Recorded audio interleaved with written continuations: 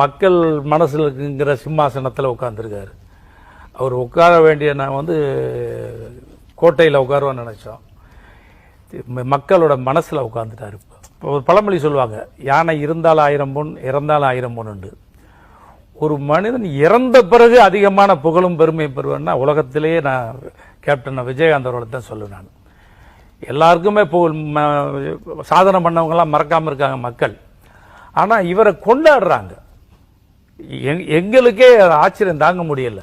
எங்கெங்க இருந்தெல்லாம் வர்றாங்க பார்த்தா வந்து இப்போ என் மகன் மாதிரின்றாங்க, அண்ணன் மாதிரின்றாங்க.